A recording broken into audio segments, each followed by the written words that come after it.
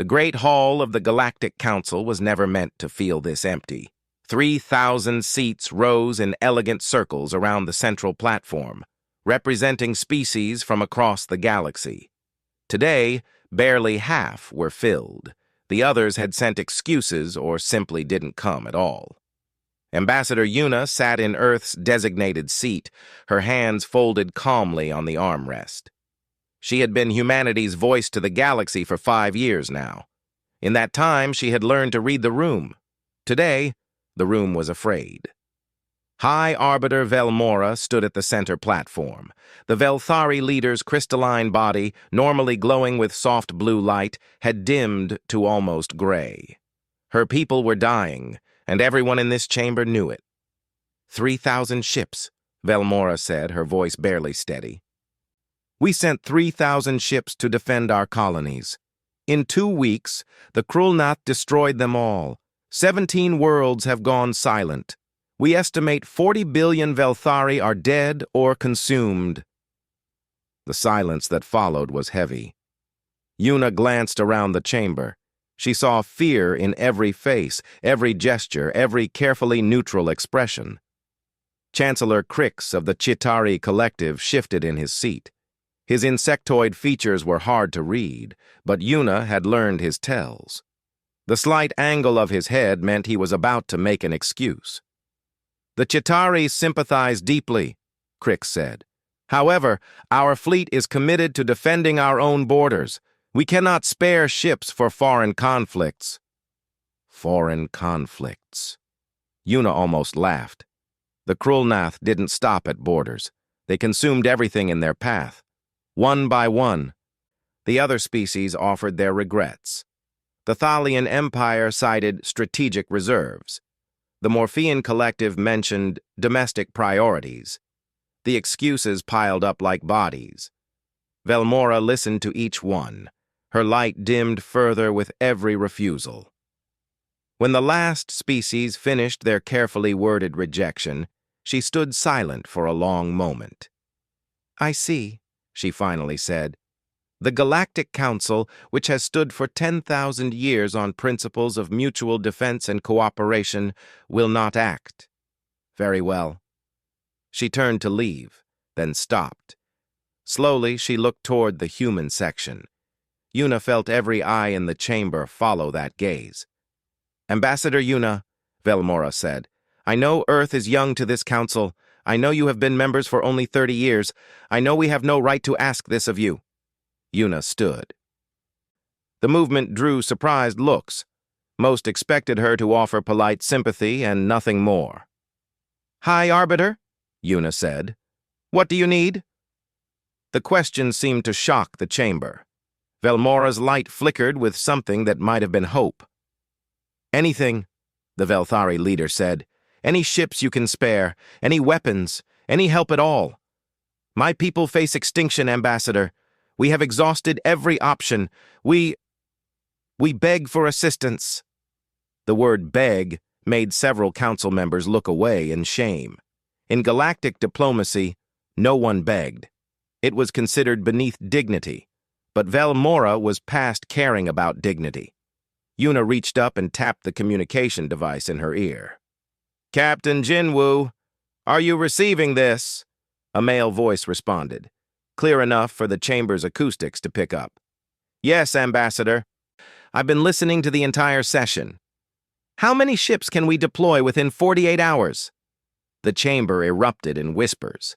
Chancellor Crix stood up, his mandibles clicking in agitation. Ambassador, surely you're not suggesting... Yuna held up a hand, silencing him. It was a bold gesture, cutting off a senior council member. But she didn't care. She was tired of watching cowards hide behind procedure. Captain Jinwoo's response came through clearly. All of them, Ambassador. Every last one. The whispers stopped. The chamber fell into absolute silence. Yuna looked at Velmora. High Arbiter, humanity will answer your call. Our fleet will mobilize immediately. We will come to Velthari space, and we will fight the Krulnath. Velmora's light brightened for the first time in weeks. Ambassador, We cannot ask you to risk everything for us. Your species has no connection to ours. You owe us nothing." "That's where you're wrong," Yuna said. She looked around the chamber, meeting the eyes of every species that had refused to help. The Velthari asked the Council for help. The Council failed. But the Council includes Earth, and Earth does not abandon people who need us. She sat down, her message delivered. The chamber remained silent for several seconds. Then Chancellor Crix found his voice. "This is madness," he said. "The Krulnath destroyed 3,000 Velthari warships. What can humanity possibly do? You have no experience with this enemy. Your fleet is small, primitive. You will be sending your people to die for nothing." Captain Jinwoo's voice came through the comm again, and this time there was something cold in it. Something that made even Yuna suppress a shiver. "Chancellor," Jinwoo said, "you don't know much about humans, do you? Let me educate you. We come from a planet that has tried to kill us since we first stood upright. We've fought each other in wars that burned continents. We've survived ice ages, plagues, and extinction events. And we're still here." He paused. And in that pause, Yuna could almost hear him smile. "The Krulnath think they're scary because they have acid blood and regenerate damage. They think they're unstoppable because they've beaten every species they've met. But they haven't met us yet. They haven't met humans. They haven't met Deathworlders." Yuna stood again. "This session is over. High Arbiter Velmora, please transmit all tactical data on the Krulnath to our command. We'll coordinate our arrival with your remaining forces." As the council members filed out, many of them threw pitying looks at Yuna. They thought she had just committed humanity to suicide. The Chitauri Chancellor paused on his way out. "Your courage is admirable," Crix said quietly. "But courage won't stop the Krulnath. I'm sorry for your losses to come." Yuna watched him leave. Then she tapped her comm again.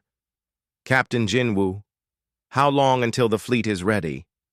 36 hours, Ambassador. We're loading ordnance now. It's going to be one hell of a show." "Good," Yuna said. "Show them what humans can do." She looked at Velmora, who had remained on the central platform. The High Arbiter's light was brighter now, pulsing with something that looked like determination. "Ambassador Yuna," Velmora said. "Why? Why would you do this for us?" Yuna smiled. It was not a kind smile. It was the smile of someone who had watched cowards make excuses while innocents died. "Because someone has to," she said. "And because when this is over, the galaxy is going to learn a very important lesson about humanity. We don't leave people behind. Ever." Captain Jinwoo stood on the bridge of the UHSF Indomitable and watched the fleet assemble. Through the massive view screen, 847 warships gathered in formation around Earth. Every single military vessel humanity possessed was here, ready to jump into the unknown. "Final count confirmed, Captain," Commander Hana reported from the tactical station. 847 ships, all crews at battle stations. All weapons loaded and ready. Jinwoo nodded. He had commanded the Indomitable for 3 years, but he had never seen the entire human fleet in one place before. It was beautiful and terrifying at the same time. "Observer shuttles approaching," Hana said. "The Galactic Council sent military attachés to assess our capabilities." Jinwoo allowed himself a small smile. "Let them aboard. Show them everything." The alien observers arrived in groups of 3 and 4, representing different species from across the council. Jinwoo watched on internal monitors as they toured the Indomitable's weapon bays, engine rooms, and marine barracks. Their reactions were all he needed to see. A Thalian officer stopped in front of one of the main cannons. The weapon was massive, a magnetic accelerator that ran half the length of the ship. The officer's skin changed color, which Jinwoo had learned meant shock. This is a kinetic weapon," the Thalian said to his guide. "You use physical projectiles?" "Yes, sir," the young human ensign replied. "This one fires a 200-ton slug at 3% light speed. The impact energy is equivalent to a 50-megaton nuclear device." The Thalian's skin went even paler. "And how many of these does your ship carry?" "6 main cannons, sir, plus 42 secondary batteries, missile tubes, and point defense systems." In another section, a Chitauri observer was examining the armor plating. His mandibles clicked rapidly, which meant distress. "How thick is this?" he demanded. 2 meters of composite armor, sir. Titanium carbon weave with ceramic plating. Designed to withstand multiple nuclear strikes and atmospheric re-entry on high-gravity worlds. "This is not a warship," the Chitauri muttered. "This is a mobile fortress." But the worst reaction came when the observers reached the marine deck. Lieutenant Hyunwoo was conducting a training exercise, and the aliens arrived just in time to see human soldiers practicing close combat. A Velthari observer watched as Marines sparred with knives, trained with firearms, and practiced hand-to-hand combat techniques. The crystalline being's light flickered in confusion. "You train for physical combat?" the Velthari asked. "At close range?" Hyunwoo looked at the observer. The lieutenant was 2 meters tall, heavily muscled, and had scars from 3 different combat deployments. His appearance alone seemed to unsettle the alien. "Yes," Hyunwoo said. "If the enemy gets on our ship, we fight them face to face." "But surely you have automated defenses, containment protocols?" "We have those too," Hyunwoo said. "But nothing beats a human with a gun and the will to use it." He gestured to his Marines. "These soldiers can operate in any environment. Vacuum, toxic atmosphere, high gravity, extreme temperatures. They can fight for days without sleep. They can carry loads that would crush most species. And they will never, ever stop fighting until the enemy is dead or they are." One of the Chitauri observers fainted. The others carried him away quickly. Back on the bridge, Admiral Dong-yun's face appeared on the communications screen. He commanded the carrier group Typhoon Squadron, 12 massive ships that each held 200 attack fighters. "All carrier groups report ready, Captain," Dong-yun said. "We're loaded for full offensive operations.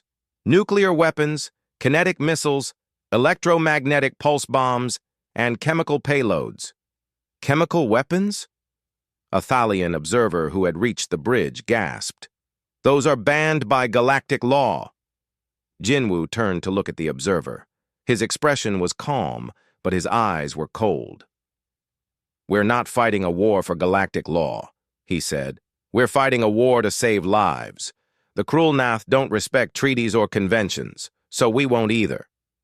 Dr. Minji entered the bridge carrying a data tablet.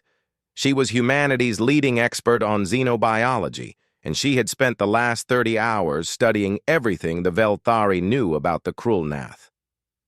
"Captain, I've completed my analysis," Minji said. She looked at the assembled observers. "Should I present this privately?" "No," Jinwoo said. "They should hear this. They need to understand what we're facing." Minji activated a holographic display. The image of a Krulnath warrior appeared, and several observers stepped back in revulsion. The creature was nightmare fuel, all chitin plates, cutting limbs, and dripping acid. "The Krulnath are a hive species," Minji explained. "They share a collective consciousness, which makes them fearless and perfectly coordinated. Their blood is highly acidic, their bodies can regenerate from severe damage, and they reproduce by implanting eggs in living hosts." She pulled up combat footage from the Velthari battles. The observers watched as Krulnath warriors tore through ship corridors, overwhelming defenders through sheer numbers and brutality. "The Council forces used stun weapons and containment fields," Minji continued. "They tried to capture rather than kill. This was their mistake. The Krulnath interpret mercy as weakness." "So what do you recommend?" a Velthari observer asked quietly. Minji looked at Jinwoo, then back at the observers. Total warfare. No mercy, no quarter, no hesitation. We kill every single one we encounter. We use fire, explosives, chemical weapons, nuclear devices, anything and everything. We make them afraid of us. The Krul Nath don't feel fear, the Velthari said. Commander Hana spoke up from her station. They will when they meet us. The confidence in her voice was absolute. The observers looked at these humans, saw the weapons they carried, heard the certainty in their words, and finally began to understand. Humanity wasn't scared of the Krulnath. Humanity was preparing to hunt them. Jinwoo checked the chronometer. All ships, this is Fleet Command. We jump to hyperspace in 10 minutes. Set course for Velthari Prime. When we arrive, we engage immediately. No warnings, no negotiations. We hit them with everything we have. He turned to the observers. You should return to your shuttles. This will be a combat jump and it won't be comfortable. As the aliens filed off the bridge, the Velthari observer paused. Captain Jinwoo, I must ask, why are you doing this? Your species owes us nothing. You risk everything for strangers. Jinwoo considered the question. On Earth, we have a saying, the only thing necessary for evil to triumph is for good people to do nothing. The Krulnath are evil. We won't do nothing. The observer's light pulsed with emotion. I hope you survive this, Captain. The galaxy needs more people like you. Thank you, Jinwoo said, but we don't plan to just survive.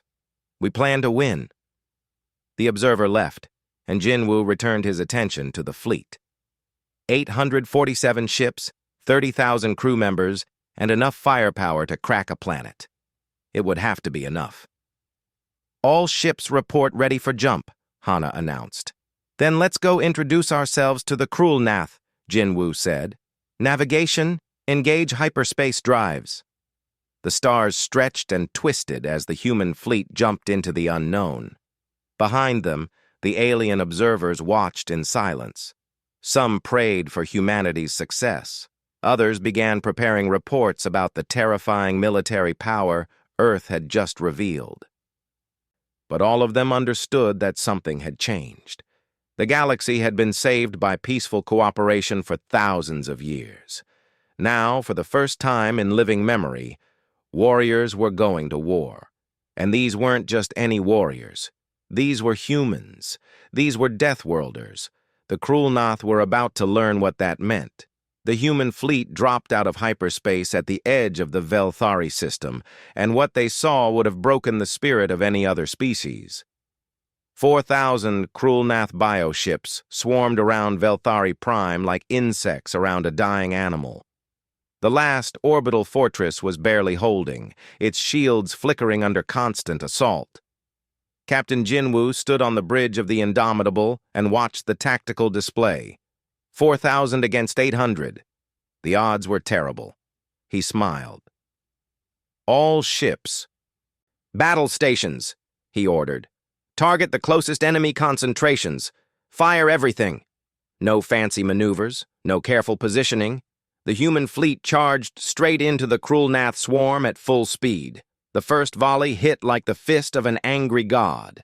6 main cannons on the Indomitable fired simultaneously, and 200-ton slugs crossed the distance in seconds. The first Krulnath bioship simply exploded, torn apart by kinetic energy. The second and third ships died before they could react. Across the fleet, 800 human warships opened fire at once. Nuclear missiles streaked through space in their thousands. Kinetic cannons roared, energy weapons designed to cut through asteroids carved through bioship armor like it was paper. The Krulnath had never experienced anything like this. In every previous battle, their enemies fought defensively, trying to minimize casualties and protect civilians. The humans didn't care about defense. They were here to kill. Commander Hana coordinated the fleet movements from her station. Carrier groups, launch all fighters. Priority targets are the bioships clustering around the fortress. Heavy cruisers, advance and establish a firing line. Destroyers, screen our flanks. On the tactical display, the battle looked like organized chaos. Human ships moved with purpose, each one covering another, creating overlapping fields of fire that the Krulnath couldn't penetrate without taking devastating losses. Admiral Dong Yun's voice came through from the carrier Typhoon. "Launching strike craft now! All fighters, you are weapons free! Kill anything that isn't human or Velthari." 2,400 fighter craft screamed out of the carrier bays. Pilot Minho led the first squadron, his fighter loaded with nuclear-tipped missiles. He had flown combat missions against pirates and smugglers, but this was different. This was war. The Krulnath bioships tried to adapt. They released smaller attack organisms, living creatures that swarmed toward the human fighters. Minho watched them come and armed his missiles. "All craft, pattern Delta," he ordered. "Fire and break." The fighters launched their weapons and immediately scattered. Nuclear explosions blossomed in space, each one vaporizing hundreds of Krulnath organisms. The few that survived the blasts found themselves facing human fighters equipped with rapid-fire cannons. Minho's squadron cut through them like a knife through flesh. But the Krulnath had numbers, and they pressed their advantage. 3 bioships broke through the human formation and rammed into the Indomitable. Their armored hulls tore through the outer plating, and Krulnath warriors poured into the ship. Lieutenant Hyunwoo was ready. He had positioned his Marines at every breach point, and when the first Krulnath warrior crashed through into a corridor, it found 20 humans with guns waiting. The creature was 3 meters tall, covered in chitin plates, with 4 arms ending in blade-like claws. Its mandibles dripped with acid. In any other species' ship, it would have caused panic and chaos. Hyunwoo shot it in the head 6 times. It fell. "Fire teams advance," he ordered. "Clear every corridor. No survivors." The Marines moved through the ship in perfect coordination. When they encountered Krulnath warriors, they didn't try to capture or contain them. They used overwhelming firepower, rifles, grenades, flamethrowers, anything that killed. One Krulnath managed to wound a Marine, its claws cutting deep into the soldier's armor. The Marine stumbled but didn't fall. Instead, he pulled a knife and stabbed the creature through its eye. When it recoiled, another Marine shot it at point-blank range. The Krulnath had evolved to be the perfect killers in their part of space. They had never met anything that could match their ferocity. They had certainly never met humans who fought with cold, calculated violence. Within 30 minutes, every Krulnath on the Indomitable was dead. Hyunwoo surveyed the carnage and opened a channel to the bridge. "Captain, ship is secure. 17 casualties, 3 dead. All boarding organisms eliminated." "Good work, Lieutenant," Jinwoo replied. "Stand by for more. They're not done yet." He was right. The Krulnath swarm, realizing they faced an enemy unlike anything they had encountered before, changed tactics. They began coordinating attacks, focusing fire on individual human ships, trying to overwhelm them through sheer numbers. It didn't work. Commander Hana had anticipated this. "All ships, execute Protocol Hammer, converge on marked coordinates and fire in sequence." The human fleet reformed into a tight sphere. When the Krulnath swarmed toward them, expecting easy targets, they flew into a kill zone. Every human ship fired at once, creating a storm of explosives and kinetic rounds that simply erased everything in a 3-kilometer radius. The Krulnath lost 400 ships in that single moment. Their hive mind registered shock for the first time in their species' history. These prey creatures were supposed to run. They were supposed to die. They weren't supposed to hunt. On Velthari Prime, the defenders in the orbital fortress watched the battle with growing amazement. High Arbiter Velmora stood in the command center, her crystalline body pulsing with emotions she couldn't name. "They're winning," her tactical officer whispered. "The humans are actually winning." "No," Velmora said quietly. "They're not winning. They're slaughtering." It was true. The battle had become a massacre. The Krulnath kept attacking, driven by their hive mind's inability to comprehend retreat. The humans kept killing them, methodical and efficient. Admiral Dong Yun's carrier group broke off from the main fleet and pushed toward the planet. Hundreds of Krul Nath bioships had landed on Velthari Prime, disgorging warriors who were consuming everything in their path. Dong Yun intended to stop them. "All fighters, atmospheric assault configuration," he ordered. "Target every Krul Nath ground position. Use incendiary weapons." Pilot Minho led his squadron into the planet's atmosphere. Below, he could see Krul Nath swarms devouring entire cities. The sight made him angry, and Minho had learned long ago that anger made him focused. "Arm napalm bombs," he said. "Let's burn them out." The fighters screamed over Krul Nath positions and released their payloads. Incendiary weapons exploded across the landscape, creating walls of fire that consumed everything. The Krul Nath's regenerative abilities meant nothing against temperatures that melted metal. Back in space, Captain Jinwoo watched the tactical display as the Krul Nath numbers dwindled. 4,000 had become 3,000. 3,000 had become 2,000. The enemy was breaking. "Captain, enemy forces beginning to retreat," Hana reported. "They're trying to jump to hyperspace." "All ships, pursue and destroy," Jinwoo ordered. "I don't want a single bioship leaving this system alive." The human fleet broke formation and gave chase. It wasn't mercy or strategy. It was simple arithmetic. Every Krul Nath that escaped would kill more innocents somewhere else, so none would escape. The battle lasted 11 hours.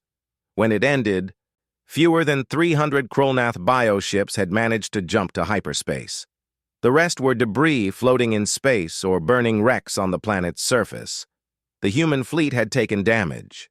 23 ships were destroyed. 40 more heavily damaged. 317 crew members were dead. Over 1,000 wounded. But they had won. High Arbiter Velmora opened a communication channel to the Indomitable. When Captain Jinwoo's face appeared on the screen, she didn't know what to say. "Captain," she finally managed. What are you? The galaxy has never seen warfare like this. Your tactics, your weapons, the way your soldiers fight, it's terrifying." Jinwoo looked tired. His uniform was stained with smoke and blood from fighting off a boarding party, but his eyes were clear. "We're from Earth." "High Arbiter," he said.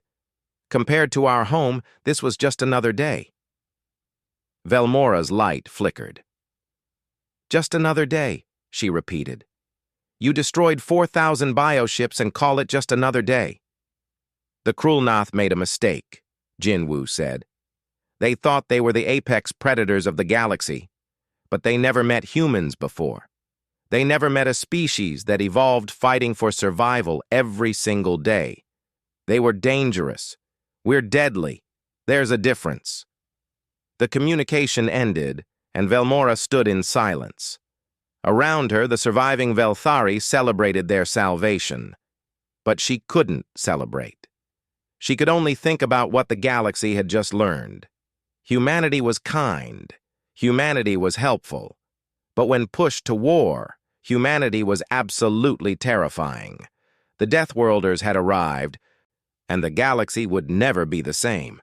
The Galactic Council chamber was fuller than it had been in years. Every species wanted to be present for this session. Word of what happened at Velthari Prime had spread across the galaxy like wildfire, and now everyone wanted to see the humans who had done the impossible. Ambassador Yuna walked to Earth's seat with her head held high. She could feel the stares, hear the whispers. Fear and respect mixed together in equal measure. Good. It was about time the galaxy took humanity seriously. High Arbiter Velmora called the session to order.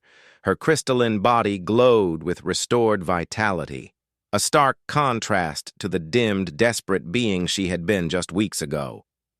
"This council convenes to formally acknowledge the debt owed to humanity," Velmora announced. "Through their courage and sacrifice, the Velthari people have been saved from extinction. 43 billion lives preserved, 17 colony worlds reclaimed, and the Krulnath threat to our region eliminated. She paused, letting the numbers sink in. The human fleet destroyed nearly 4,000 Krulnath bioships with minimal losses. They accomplished in 11 hours what we could not accomplish in months of warfare. This council must ask the question that everyone is thinking. How? All eyes turned to Yuna. She stood, and Dr. Minji stood with her, carrying a data tablet. "I'll let our chief xenobiologist explain," Yuna said. Minji stepped forward and activated a holographic display. An image of Earth appeared, rotating slowly. To most species in the chamber, it looked beautiful. Blue oceans, green continents, white clouds. A paradise world. "This is Earth," Minji began. "To your eyes, it looks peaceful. But let me show you what Earth really is." The display changed, showing technical data. Gravity measurements, atmospheric composition, temperature ranges, geological activity. With each new piece of information, the chamber grew quieter. "Earth has one full gravity," Minji explained. "That's 50% higher than the galactic average. Humans evolved carrying 50% more weight than you do every moment of every day. Our bones are denser. Our muscles are stronger. A human child could overpower most adult members of peaceful species simply because we developed in a high-gravity environment." She pulled up atmospheric data. "Our air is 21% oxygen. That's considered toxic to 17 species in this chamber. We breathe poison as standard atmosphere. Our planet's temperature swings from -60 to +60 degrees Celsius depending on location and season. We have hurricanes that could destroy cities, earthquakes that crack continents, and volcanoes that can change global weather." A Chitauri council member raised a claw. "But many worlds have natural disasters." "Not like Earth," Minji said. She showed footage of Earth's predators: lions, tigers, bears, sharks, crocodiles. "Everything on our planet evolved to kill or avoid being killed. We have predators in our oceans, our forests, our jungles, even in our rivers. Some of our insects can kill with a single bite. Some of our plants are poisonous to touch. Earth didn't just breed intelligence, it bred survivors." The display shifted to show human evolution. "For 4 million years, our species fought for survival every single day. We competed with predators that were bigger, faster, and stronger than we were. We survived ice ages that killed 90% of all life. We endured diseases that killed millions, and we kept getting stronger." Chancellor Crix of the Chitauri stood up. "What are you saying? That humans are naturally violent?" "No," Minji said firmly. "I'm saying humans are naturally resilient. We don't give up. We don't surrender. When faced with extinction, we fight. When faced with impossible odds, we adapt. The Krulnath scared you because they were relentless, but they've never met a species more relentless than us." She pulled up the final display showing Earth's classification in galactic databases. The Galactic Survey Service rates worlds on a hazard scale. Class 1 is a paradise world. Minimal dangers, perfect conditions for life. Earth is rated as Class 12, a death world. The only reason it's not rated higher is because there are only 12 classes. The chamber erupted in shocked murmurs. A death world. Humanity came from a death world. Ambassador Yuna stepped forward again. "You asked how we defeated the Krulnath. The answer is simple. They evolved to be the apex predators of their region of space. We evolved to be the apex predators of our planet, and our planet was a much harsher teacher." She looked around the chamber, meeting eyes with every council member who had refused to help the Velthari. "You called us primitive. You dismissed us as newcomers. But when the Krulnath came, you hid. We fought. When innocence faced extinction, you made excuses. We loaded every weapon we had and went to war." The silence that followed was heavy. Then High Arbiter Velmora spoke. The Velthari propose permanent alliance with humanity. We offer full technological exchange, economic cooperation, and military coordination. We will stand with Earth as Earth stood with us. Agreed, Yuna said immediately. Over the next hour, 3 more species offered alliance. Others requested military advisors to train their forces in human tactics. The balance of galactic power was shifting before everyone's eyes, and those smart enough to see it were choosing sides. But not everyone was pleased. The Thalian Empire's representative, a tall being with silver skin, stood up. His expression was carefully neutral, but Yuna could read the calculation in his eyes. While we acknowledge humanity's effectiveness in combat, the Thalian said, we must question whether such violent methods should be celebrated. The use of nuclear weapons, chemical agents, and unrestricted warfare goes against thousands of years of galactic military convention.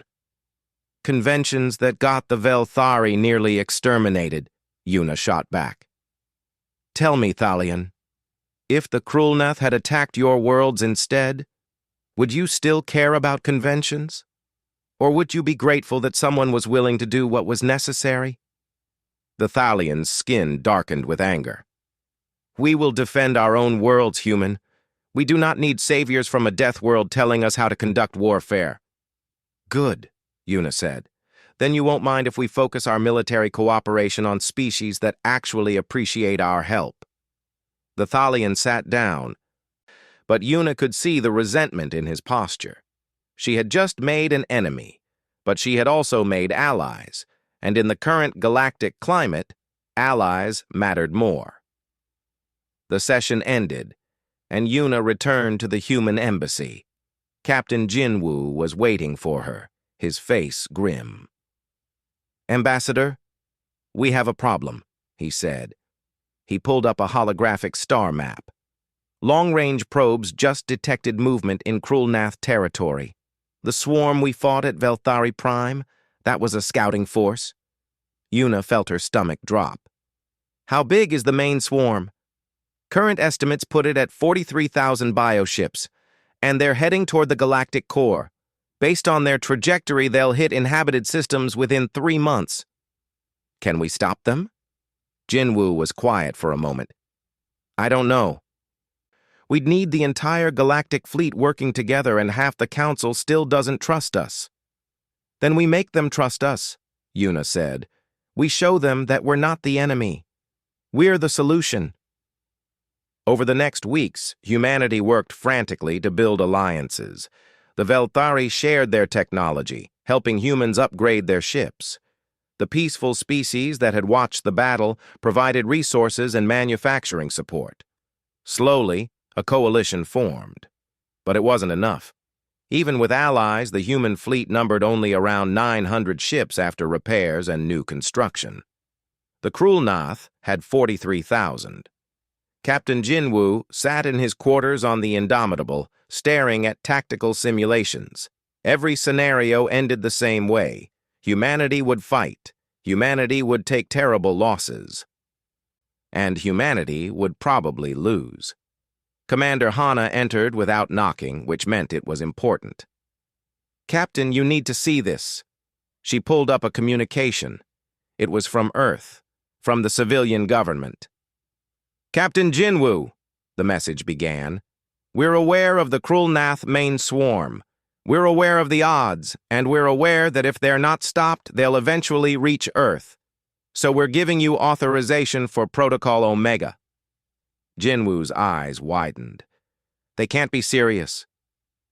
What's Protocol Omega? Hana asked. Jinwoo stood up and walked to the window, looking out at the stars. It's Earth's final defense protocol. If the planet is ever threatened with extinction-level danger, every military restriction is lifted. Every weapon is authorized. Every tactic is acceptable. He turned to look at Hana. It means we stop holding back. It means we show the galaxy what humanity can really do when we're fighting for our survival. Hana understood. When do we tell the crew? Tomorrow, Jinwoo said. First, I need to contact Admiral Yuna. She needs to know that in 3 months the cruel Nath are going to attack. And when they do, they're going to learn why you don't threaten a Deathworld species in their own territory. He looked back at the stars, where somewhere in the darkness, an enemy swarm was approaching. They wanted to see what happens when humans go to war. They're about to find out.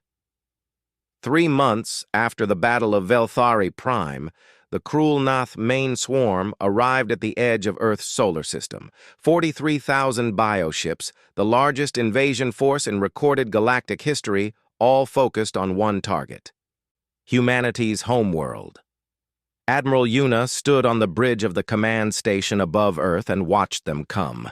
She had been promoted from ambassador to supreme commander of the Allied Defense Forces, and now she carried the weight of billions of lives on her shoulders. "Final count," she said quietly. 43,217 enemy contacts, the tactical officer reported. Allied fleet standing at 4,212 ships. 4,000 against 43,000. The odds were even worse than Velthari Prime, but this time, humanity wasn't fighting to save strangers. They were fighting for home. "All ships, this is Admiral Yuna," she said, her voice broadcast across the entire fleet. "The Krolnath think they can come to our system and destroy our world. They think we'll break like every other species they've faced. They're wrong. Today we show them what happens when you threaten Earth. Today we show them what Deathworlders can do." At the orbit of Mars, Fleet Admiral Dongyun commanded the main battle fleet. 1,200 human warships, supported by 2,000 Allied vessels. His tactical display showed the cruel Nath swarm advancing in a massive wave. "Prepare the Mars defense line," Dongyun ordered. "Use the planet's gravity well to our advantage. Draw them in, then hit them from multiple angles." The first contact happened near Mars's orbit. The cruel Nath vanguard, 5,000 strong, rushed forward expecting easy prey. Instead, they flew into a carefully prepared kill zone.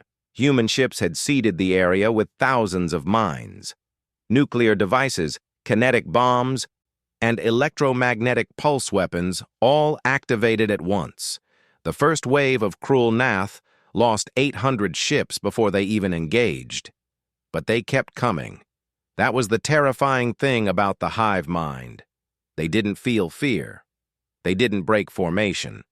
They just kept attacking. Captain Jinwoo commanded the Indomitable at the center of the formation. "All batteries, fire at will. Make every shot count." The battle became a nightmare of fire and destruction. Human ships traded blows with bioships at point-blank range. Nuclear missiles crossed paths in space. Kinetic rounds tore through armor. Ships on both sides exploded into debris. Pilot Minho led his fighter squadron through the chaos, dodging bioship tentacles and return fire. His squadron's mission was to target the larger command bioships, disrupting the hive mind's coordination. "All fighters, pattern echo," he ordered. "Concentrate fire on the big ones." 20 fighters focused their weapons on a massive Krolnath command ship. Nuclear-tipped missiles slammed into its hull. The bioship shuddered, leaked atmosphere, and then exploded. 100 smaller bioships around it went dormant as the hive connection severed. But the victory was temporary. For every command ship destroyed, 3 more took its place. The cruel Nath had numbers that humanity couldn't match. Admiral Dongyun watched his tactical display and made a hard decision. "All ships, fall back to Earth orbit. We can't hold them here." The fleet retreated in good order, fighting every kilometer of the way. The cruel Nath pursued, pressing their advantage. By the time the Allied forces reached Earth, they had lost 300 ships. The enemy had lost over 5,000, but it wasn't enough. The cruel Nath surrounded Earth's orbit. Thousands of bioships began descending toward the planet's surface, ready to consume everything they found. That's when Protocol Omega activated. General Hana commanded Earth's ground forces, and she had spent 3 months preparing for this moment. Every city had been fortified. Every civilian trained in basic defense. Weapons had been distributed to anyone who could hold them. When the first Cruel Nath landing ships hit the ground, they found not a defenseless population, but an armed and ready resistance. In Seoul, Cruel Nath warriors poured out of crashed bioships and found themselves facing anti-tank weapons and heavy machine guns. In New York, civilians fought from fortified buildings, using everything from military rifles to Molotov cocktails. In Mumbai, São Paulo, Lagos, every city became a fortress. The Cruel Nath had never faced a planet where the entire population fought back. They had consumed dozens of worlds, and on every one, civilians had fled in terror. Humans didn't flee. Humans stood and fought. But the numbers were overwhelming. The Cruel Nath kept landing, kept attacking. Entire regions of Earth burned under their assault. On the orbital command station, Dr. Minji watched the battle with growing desperation. Humanity was fighting bravely, but brave wasn't enough against these odds. They needed something more. "Admiral," she said to Yuna, "I have an idea. It's dangerous, probably illegal by galactic law, and might kill us all. But it could work." Yuna looked at her. "Tell me." "The Cruel Nath hive mind operates on biological frequencies. We've been studying their communication patterns. I think we can create a virus, something that attacks their neural connections. If we can infect enough of them, we might be able to disrupt the entire swarm." "How do we deliver it?" Minji pointed to the Indomitable on the tactical display. "We load it into a ship's life support system. Then that ship rams into the largest concentration of Cruel Nath bioships and releases the virus into space. It will spread through their organic hulls." "That's a suicide mission," Yuna said. "Yes," Minji admitted. "It is." Before Yuna could respond, Captain Jinwoo's voice came through on the command channel. "Admiral, I'm receiving Dr. Minji's proposal. The Indomitable volunteers." "Captain, you don't have to—" "Yes, I do," Jinwoo interrupted. "My ship has taken the most damage. We're operating at 50% effectiveness. But we can still make one last jump, one last attack. Let us do this." Yuna closed her eyes. She was sending thousands of crew members to certain death, but she was also potentially saving billions. "Authorization granted," she said quietly. "May you find peace, Captain." On the Indomitable's bridge, Jinwoo looked at his crew. Commander Hana stood at her station, her expression calm. Lieutenant Hyunwoo and his Marines had gathered in the launch bay, ready to defend the ship until the very end. Every person aboard knew what was about to happen. "It's been an honor serving with you," Jinwoo said. "Helm, set course for the center of the enemy formation. Maximum speed." The Indomitable turned and accelerated, heading straight into the densest part of the Cruel Nath swarm. Other human ships tried to provide covering fire, but Jinwoo ordered them to stand down. "Save your ammunition for the ones that remain," he said. "We'll take care of these." The damaged warship plowed through the enemy formation, its hull breaching bioship after bioship. Cruel Nath warriors boarded at a dozen points, but Hyunwoo's Marines fought them in the corridors, buying time. Dr. Minji's virus, loaded into the life support system, began pumping into space through the hull breaches. The biological weapon spread through the Cruel Nath bioships, invisible and deadly. On the bridge, alarms screamed. The hull was failing, power systems were going critical, but they were almost at the center of the formation. "Now, Captain!" Minji's voice shouted over the comm. Jinwoo looked at Hana one last time. She nodded. He pressed the button. The Indomitable's reactor went critical and exploded. The ship, the Cruel Nath around it, and 1,000 crew members died in a flash of nuclear fire. But the virus survived. It spread through the bioships, jumping from hull to hull through the organic connections. Within minutes, it reached the hive mind nodes. On Earth, Lieutenant So-young watched from her command post as the Cruel Nath warriors suddenly stopped moving. They stood frozen, their connection to the hive mind severed. Then they began dying, their bodies collapsing as the virus destroyed their neural pathways. In orbit, Admiral Dong-hyun saw thousands of Krulnath bioships go dark. "All ships, press the attack! They're vulnerable!" The Allied fleet surged forward, no longer fighting a coordinated hive but individual ships in chaos. The battle turned into a slaughter. The Krulnath, without their hive mind, were just animals. Dangerous animals, but no longer the unstoppable force they had been. Pilot Minho, tears streaming down his face for his fallen captain, led his squadron in a final attack run. They targeted the Krulnath Queen ship, the massive vessel at the center of the swarm. "For the Indomitable," Minho said. "For Captain Jinwoo." His fighter, loaded with its last nuclear missile, slammed into the Queen ship's core. The explosion tore the vessel apart. With the Queen dead and the hive mind broken, the Krulnath swarm collapsed. Ships drifted aimlessly. Warriors on the ground stopped fighting and simply stood until they were destroyed. The Battle of Earth lasted 72 hours. When it ended, humanity had lost over 900 ships and 3 million people. Entire cities had been destroyed. Regions of the planet burned. But Earth stood. The Krulnath were finished. Of the 43,000 bioships that attacked, none survived. The hive species that had terrorized the galaxy for centuries was extinct. 6 months later, the Galactic Council convened on Earth for the first time in history.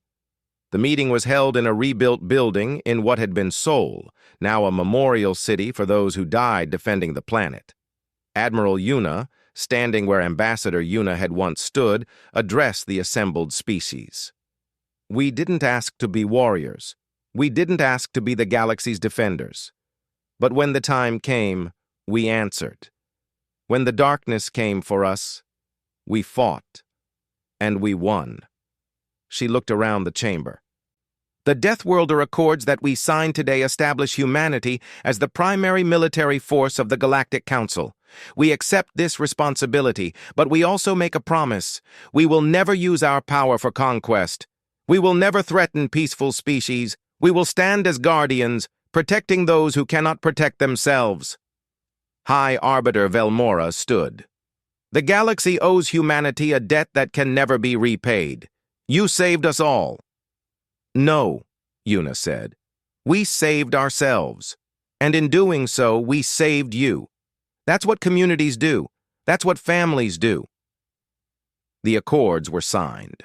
Earth became the military heart of the galactic civilization. Human ships began patrolling the borders, protecting trade routes, defending colonies. On a rebuilt orbital platform above Earth, a memorial was erected.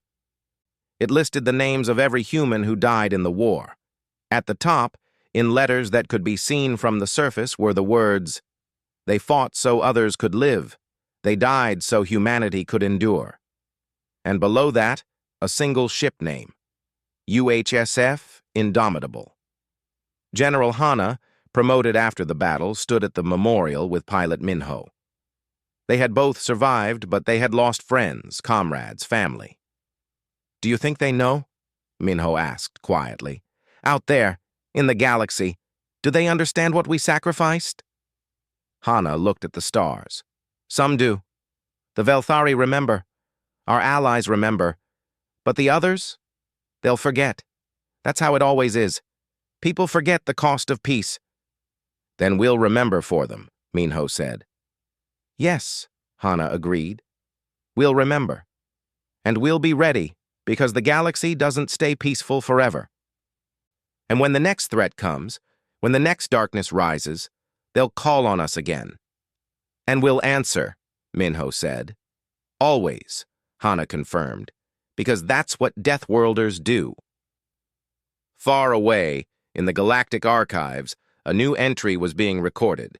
It would be read by every species in the Council, studied by military strategists, and remembered for generations. Classification: Human. Origin: Earth. Status: Deathworld species. Military capability: Unmatched. Psychological profile: Resilient, determined, fiercely protective of allies. Recommendation: Never threaten, never underestimate, Never forget what they did for us. They asked for nothing and gave everything. They are our guardians now. And in the darkness of space, humanity's fleet patrolled, silent, watchful, ready.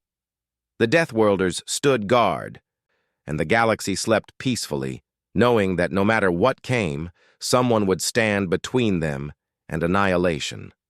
Someone would always answer the call.